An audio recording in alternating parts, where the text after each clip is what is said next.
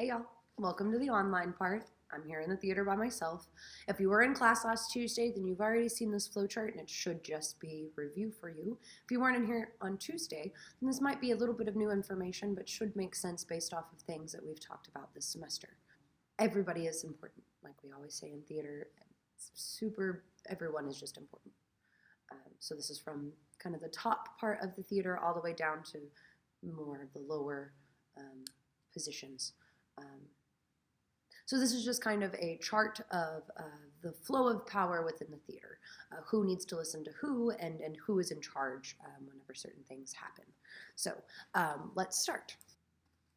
Like I said on the first day of class, there's one really, really important person for the theater, but they never actually spend much time maybe in the theater themselves to get their part of the stuff done. That is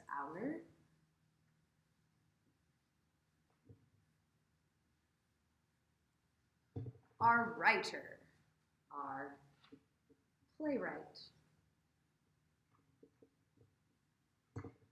which, if you remember, means literally to build a play. Much like a shipwright is somebody who builds ship. This is somebody who writes plays. So our writer is the most important person in the theater, because without the writer, there would be no words. Without no words, there'd be no actors. Without no actors, there'd be no audiences. So really everything in the theater starts by who makes up what is being said. So I'm going to put them over here kind of off on their own little side section because they don't have to do their job inside the theater. You may run into instances where a writer is working directly with a cast or a director to complete a work. And that's a whole different process in and of itself that we're not going to get into. So right now we're just going to leave them over here by themselves off to the side. So everything that we get comes from, and our authority comes from, the writer.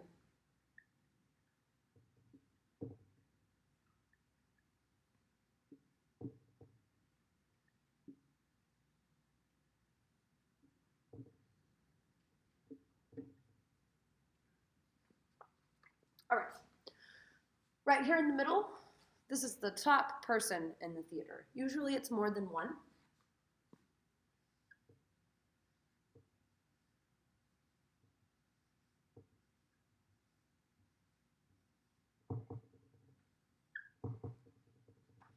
Producer. So the producer is the person that kind of, they have a lot of final say in the stuff, but essentially what they give us is the money. So they help provide financial stability for the theater.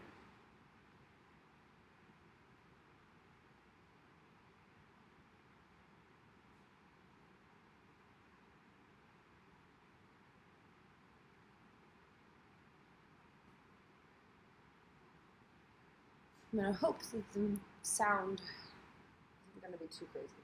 Okay, so producer gives us the money. Here at Cisco, this would be our board of trustees, our president, provost, the school itself, and me.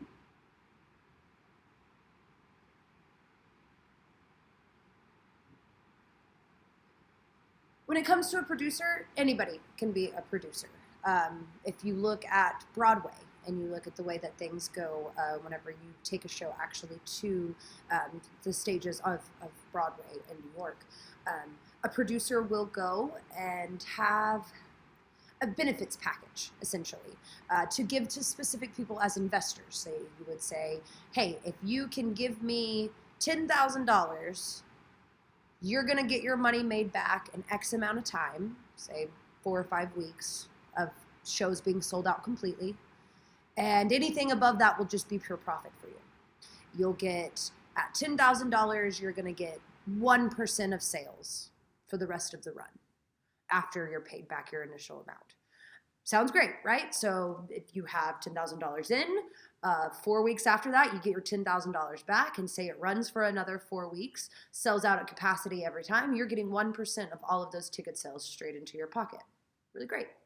Sometimes in the theater, though, shows may not stay on Broadway very long, so those get a little bit more risky. So you have to be very strategic on how you do it. So producer helps provide the money, has a little bit more of the say in what is happening. From there, we have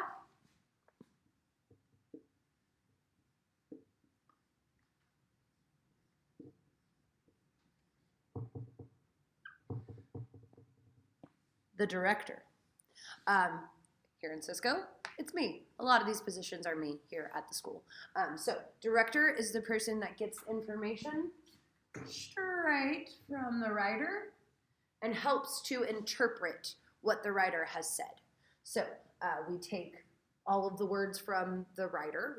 We look at anything that has to do with time of day, time period. How many people are there? What are they dressed like? Is it morning? Is it night? Is it winter? Is it summer? There's a lot of different things that we have to take into consideration for directing the show. Underneath the director, they have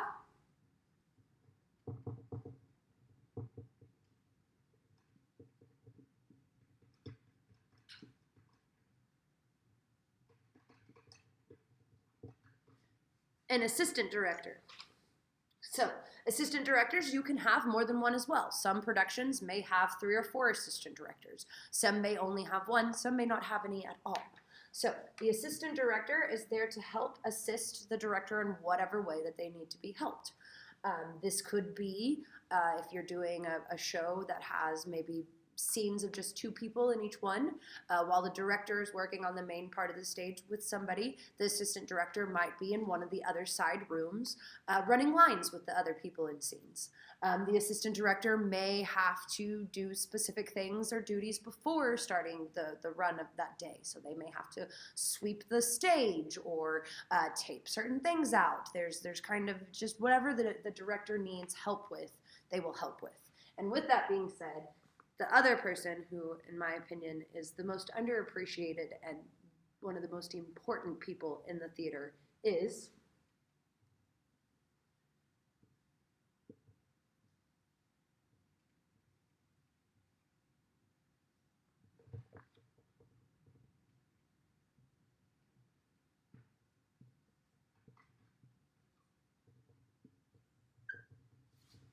the stage manager. Stage manager. So, assistant director, they have some power over them. The stage director, the assistant director has some power over them. The stage manager, they run the show as soon as the show actually is up and running for the rest of the time. So, with the director, especially within a lot of, I'm going to try to move this to get that clear off. That's a little bit. Yeah, okay. So with the stage manager, they run the show. Normally, a director is only there for the first rehearsal part. They're there to just make the decisions on, again, lights, sound, setting, any of those kinds of things that help build a production. But a lot of times after opening night, the director goes. The director leaves. They usually have another project. They have to go start directing somewhere else. So they're usually here for opening night. There's like an opening night reception, a party, and then they head on out and go wherever their next job is. The assistant directors do the same thing. It might be that they assistant direct with this director so that they are in charge of the next production, or it might be that they're assistant directing so that they can go be in charge in somewhere else, or they may be an assistant director because that's where they like to sit and like to be.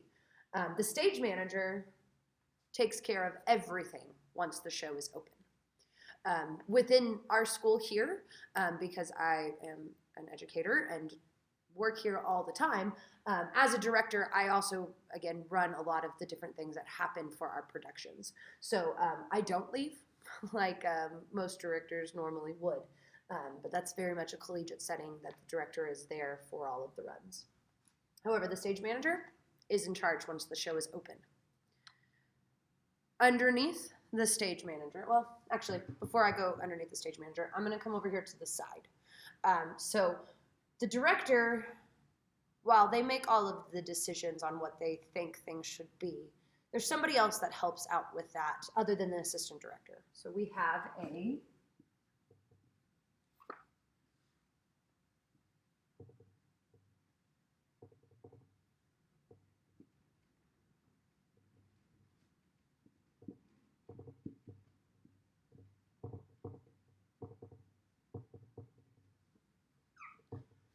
technical director.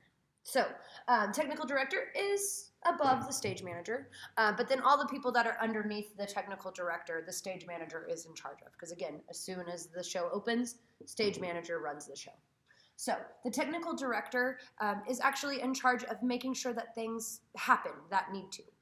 So they make sure that when a director decides this is going to happen in the middle of winter, in the middle of the night, the technical director then decides, okay, how are we going to do the lights to reflect that idea? And they come in and all the lighting instruments that are above us, they move them around. And if you got to play around on the board or be part of the 3-person scene, a lot of you did things at night. And as we discussed with that, a little more blue into a scene gives it a little bit more of a night feel. Add a little bit more of the red or the pink, you start making it feel a little bit more like day.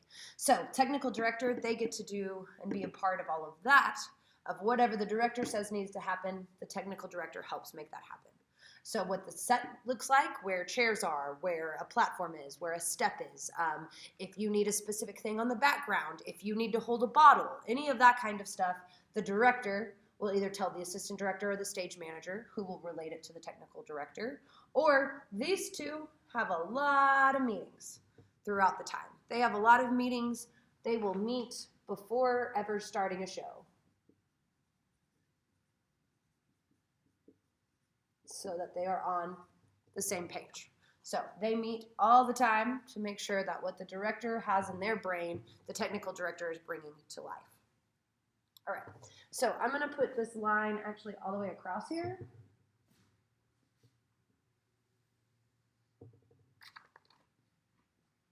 All right, so think about it kind of in this way.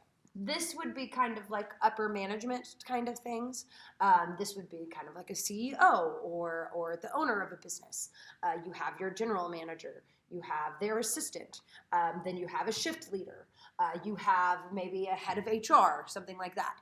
These all work together in tandem to make one production happen. So all of these people, all of this stuff happens before a show ever opens. The stage manager already knows what the director wants, and so does the technical director, so that they can all work together to make sure that whatever show they're working on is the best possible. So underneath all of this, below our technical director, we've got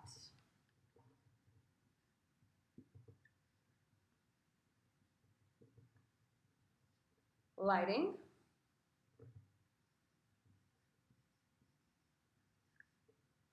sound,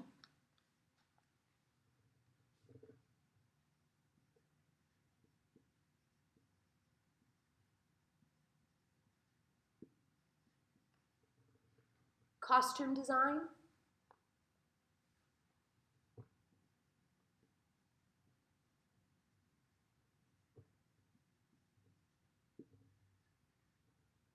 makeup design,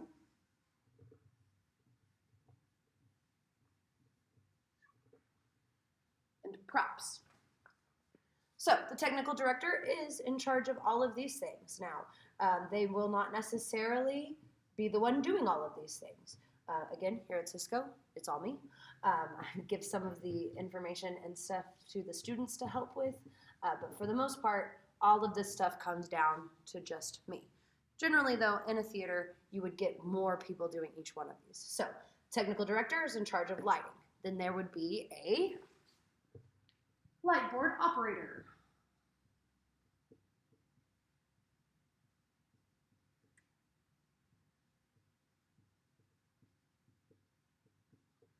Under sound, there would be a soundboard operator.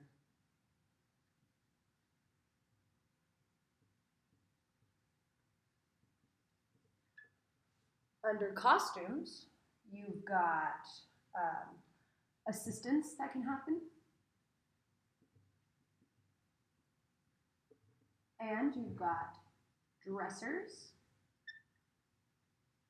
Now, a dresser is somebody that we may not have talked much about, but a dresser is somebody who helps during a production. So, for instance, I was in a show, a Buddy Holly show, and the actor and actress playing Buddy Holly and his wife had to exit one side of the stage and run around to the opposite side of the stage. It took them about 20 seconds to get from one side to the other. And in that run, from exiting the stage and running back on the other way, they completely changed their costumes. Now, it's a very difficult thing to do. So a dresser's job is to make sure that they are helping the actors get dressed in the quickest ways possible. Sometimes that might mean that, hey, we're going to need a little extra time. Lightboard operator, can you wait 10 more seconds before you turn lights on? It might be, hey, we're really not going to be able to button and unbutton that. Let's just scrap it and do Velcro. We'll Velcro it so that it's an easy on and off fix. So a lot of those kinds of things happen in theater. So dressers are there to help and make sure that happens well. Under makeup design, you've also got an assistant. When it comes to makeup design, much like we did with the wound, right? So we spent time in class together. I showed you a wound. That was me being the makeup designer. This is what I want your wound to look like. This is what I want your wound to look like. This is how you make your wound happen. After you've done that, after the makeup designer has come in and taught the actors or the class what to do, they go away as well. They're just like a director. They're working on shows all over. So they may do a makeup design. They may be doing 3 different makeup designs at one time on different shows. So they come in, teach you how to do it correctly, and then it's up to you to get it done. On some shows that are a little bit more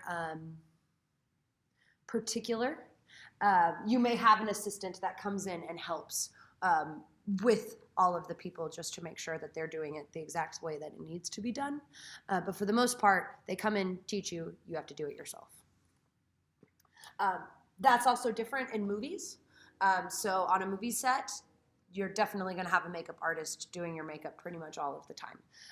Rarely on a movie set have I seen an actor actually do their own hair and makeup, but that's something in theater that you're a little bit more independent and you have to be able to do on your own. Last here we have props. So props stands for properties, and that can be literally anything. This piece of paper right now is a prop. This pin is a prop. When I grab this eraser and get rid of something, it becomes a prop. So anything really can be properties or props. It's just something that you know that you're going to need throughout the show. So you've got all of those people, and guess what? The stage manager here, she's in charge of all of them. So whoever the stage manager is, they get to all of these people when it comes time for the show to happen. They get to be in charge of all of them as well. We also have people that are, they're technically still on the technical director's side, but aren't necessarily something that the tech director has direct contact with. That would be the crew. The crew includes people like the costume design assistant or the dresser. It includes the soundboard operator and the lightboard operator. So I'm just going to put crew and put an arrow here. Right. These are all crew.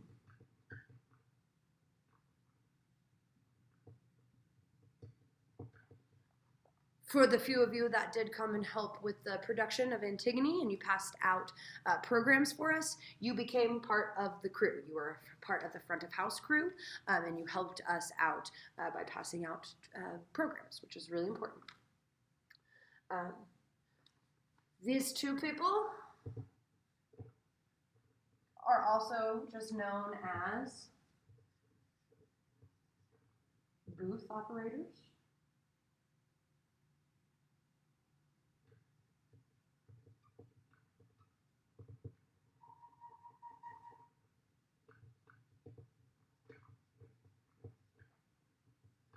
Because, as you remember, above us, behind us, in the back of the theater, up there where the light board and the soundboard are, is the booth. So, control booth, booth operators. They're the people that control the things that are up there.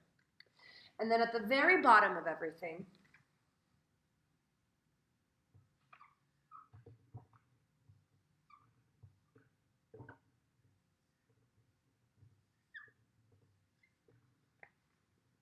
you have actors.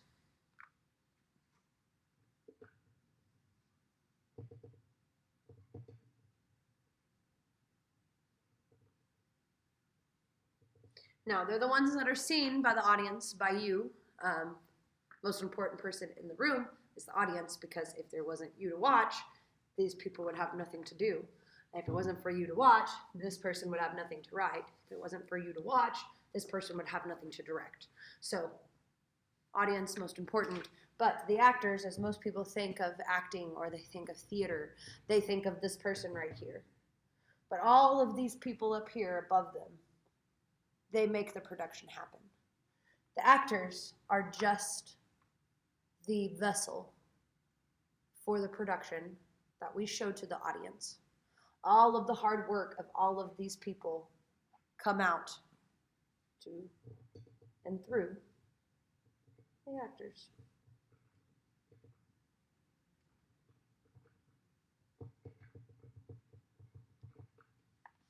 All right. I hope that makes sense. Producer to director, assistant director, technical director, stage manager. Stage manager is then in charge of the light board operator, the soundboard operator, which are part of the crew. The crew also includes people that are costume assistants, makeup design assistants, if there was a prop assistant, a dresser, somebody that helps you get dressed in the scary maybe times of a fast, quick change in theater. Anybody working in the light or the sound booth becomes a booth operator. We have our writer, the playwright. They are the most important person for the theater because they create the work that comes to the audience. The audience is the most important person inside of the theater because without the audience, none of any of this would ever be seen. So I hope that makes a little bit of sense. I hope it gives you a little bit of confidence on a little bit of intro into theater. This is a basic rundown. Each theater that you go to, any theater that you might work in, any theater that you might see, some of this stuff can be a little bit different. Like I said, here at Cisco, most of all of these things are me. I am the director. I am the technical director. I am the assistant director. I am the light booth and the sound booth operators. I do create the costumes and the makeup and the props. It is possible for all of this to be done by one person. It's just a whole lot more fun when you have other people involved. All right? I don't believe I'll see y'all anymore. I hope you had a wonderful semester. And I hope you have a great Christmas. Don't forget that you have until next Friday, it's a week from Friday, at noon to get everything done. Any of the quizzes or anything that are up there, they are up there to be retaken as many times as you like. I'm actually going to email out everyone a copy of the quiz that for whatever reason the answers are not showing up still for some people, so I'm just going to email you all one that you can fill out and send back to me. Your 1-minute monologue. Don't forget the bird monologue, that is due. So if you haven't turned in a 1-minute part of that yet, you can upload that onto Canvas, and then you will have to do a full showing of it to me for the final. So the final is 2 parts. 1 part is questions. Second part is 1 minute of that bird monologue.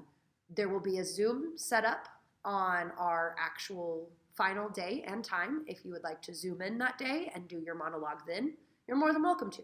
There will be a submission portal, so if you would like to upload it as a video, you're more than welcome to. You all have my phone number. You can text me. Send it to me in a text message. 1 minute worth of a monologue should go through text just fine without needing any kind of backup or sending it through an email. If you want to email it directly to me, go for it. Any way that is possible for you to get it to me, I will watch it and give you a grade based off of that. Okay? Thank you guys.